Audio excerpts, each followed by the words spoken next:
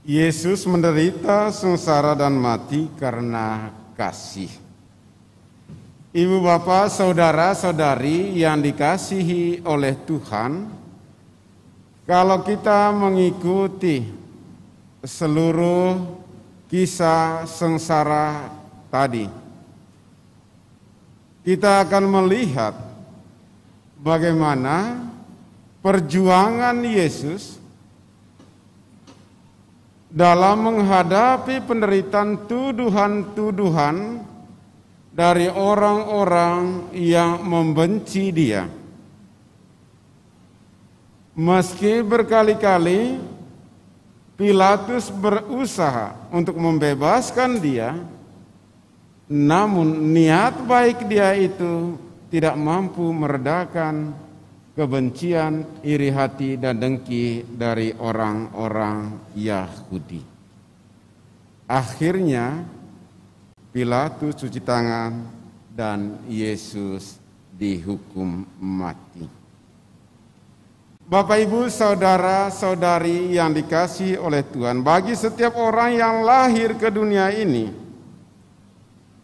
kesengsaraan, penderitaan, baik fisik maupun batin, dan kehilangan orang-orang yang kita cintai merupakan tamparan yang dahsyat dan menakutkan bagi kita.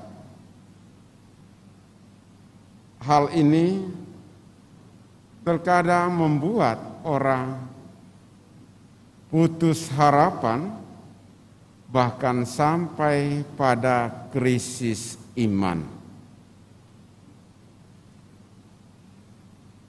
Dan tidak demikian untuk Bunda Maria yang mendampingi jalan salib putranya mulai dari rumah Pilatus sampai Golgota. Maria setia mendampingi putranya yang menderita itu. Dan ada dialog yang tentu kalau kita tempatkan diri kita pada posisi Bunda Maria, melihat putranya yang disiksa itu, yang menderita itu, disalibkan sebagai penjahat, dan anaknya yang satu-satunya itu berkata kepada dia, "Itulah anakmu." Dan kepada Yohanes dia mengatakan, "Itulah ibumu." Sekali lagi Maria kembali mengungkapkan fiat-Nya. "Aku ini hamba Tuhan, terjadilah padaku menurut perkataan." Tentu ada pergulatan dalam hati Maria. Bisa dia melihat kembali proses ia mengandung dan melahirkan putranya itu. Dan kini dia dihadapkan suatu kenyataan yang sangat pahit. Anak tunggalnya itu harus menderita sengsara dan disalibkan sebagai penjahat. Tentu untuk seorang ibu akan sulit menerima hal itu. Tapi disinilah kebesaran hati dan iman Maria. Dalam situasi seperti itu, dia tetap mengandalkan Allah dan menyerahkan segalanya kepada Allah. Nah, Bapak, Ibu, saudara-saudari, Kristus dia berusaha untuk mewujudkan kehendak Bapaknya yang telah mengutusnya ke dunia.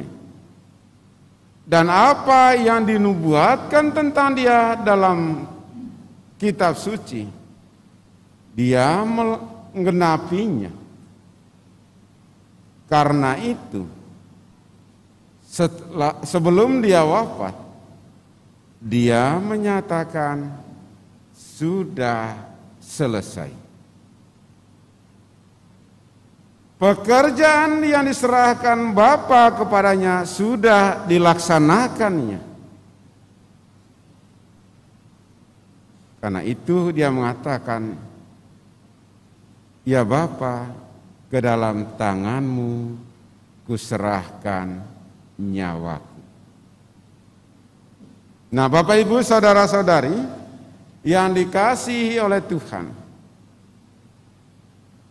apa yang mau kita pelajari dari kisah sengsara ini? Perseteruan Yesus dengan orang Yahudi. Pertama, menjadi orang benar dan baik itu tidak selalu diterima oleh orang. Tetapi apakah karena tidak diterima oleh orang karena kita berhenti berbuat baik dan benar? Jangan. Karena Allah ada di pihakmu. Kebenaran tetap akan menjadi pemenang pada akhirnya. Kejahatan tidak akan pernah menang. Meskipun berkali-kali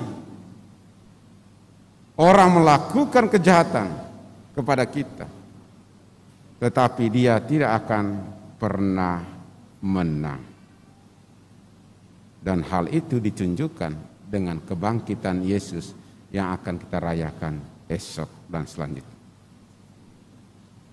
Yang kedua, penyesalan itu memang selalu muncul setelah kita melakukan. Tetapi lebih baik daripada sama sekali tidak sadar. Lebih baik terlambat daripada sama sekali tidak merasa berdosa. Kita bisa belajar dari beberapa orang Yahudi dan para serdadu. Cara Yesus wafat itu unik. Dan mereka menyesali atas perbuatannya. Dan secara terbuka prajurit itu mengatakan, sungguh dia ini anak Allah. Ibu bapak, saudara-saudari, karena sudah terlalu panjang kisah sengsara, dua pesan itu sajalah yang saya bisa sampaikan. Tetaplah bertahan untuk berbuat baik dan benar, kendati orang tidak menyukaimu. Yang kedua, bertobatlah sebelum kata itu dilarang. Tuhan memberkati kita. Amin.